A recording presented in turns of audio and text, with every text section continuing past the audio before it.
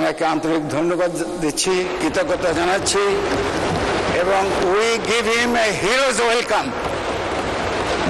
আমাদের প্রধানমন্ত্রী উনি যে এখন মালয়েশিয়া এবং চায়না থেকে আসলেন, বিশেষ করে চায়নার কথা বলছি আমি, his China visit by all standard is a high voltage visit.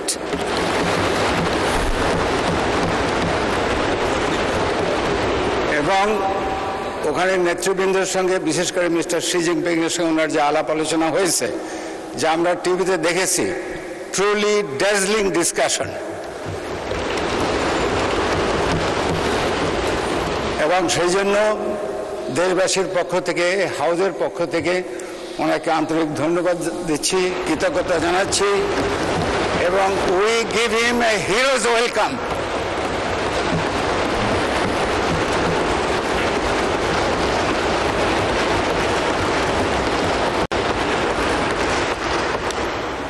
এদেশের জনগণের মধ্যে যারা সবচেয়ে বেশি খুশি হয়েছে তার মধ্যে আমি একজন, মাননীয় স্পিকার। আমি চায়নাতে গিয়েছিলাম প্রথমবার আমার জীবনে 1966-এ, আর বর্তমানে চায়না বাংলাদেশ ফ্রেন্ডশিপ অ্যাসোসিয়েশনের আমি প্রেসিডেন্ট।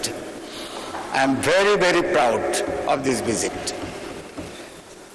মাননীয় স্পিকার, আমি স্মরণ করতে চাই মহান স্বাধীনতার ঘোষক, বহুদলীয় গণতন্ত্রের প্রবক্তা শহীদ প্রেসিডেন্ট জিয়াউর রহমান এবং গণতন্ত্রের মা তথা আপসী নেত্রী ম্যাডাম খালেদা জিয়া, ওনাদের বিদেহী আত্মার মাগফিরাত কামনা করছি।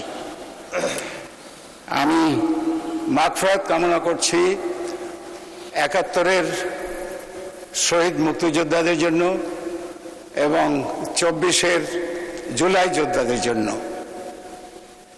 আর যারা এখন হসপিটালে অসুস্থ আছেন, মৃত্যুর সঙ্গে পাঞ্জা লড়ছেন, আমি তাদের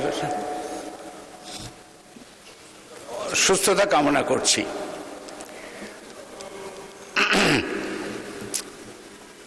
মাননীয় স্পিকার, আমি ধন্যবাদ দিচ্ছি আমাদের মাননীয় প্রধানমন্ত্রীকে, যিনি আমাকে আজকে এখানে দাঁড়িয়ে কথা বলার সুযোগ করে দিয়েছেন। আমি ধন্যবাদ দিচ্ছি আমার এলাকার জনগণ, আবাল বৃদ্ধ বনিতা, যারা ১ লক্ষ ভোটের ব্যবধানে ধানের শীষকে জিতিয়ে আমাকে এখানে এই সংসদে তাদের কথা বলার জন্য পাঠিয়েছে। এই সংসদ হলো সেই সংসদ, অনন্য সংসদ, যেখানে বিগত ফ্যাসিস্ট সরকারের আমলে এখানে এমন কেউ নয় যে অত্যাচারিত হয় না, নির্যাতিত হয় নাই। আমাদের বিরুদ্ধে মিথ্যা বানোয়াট মামলা, গ্রেপ্তার, হাজত, কারাবাস, গুম, আয়নাঘর ও ফাঁসির আসামি হয়ে আমরা এখানে আসছি।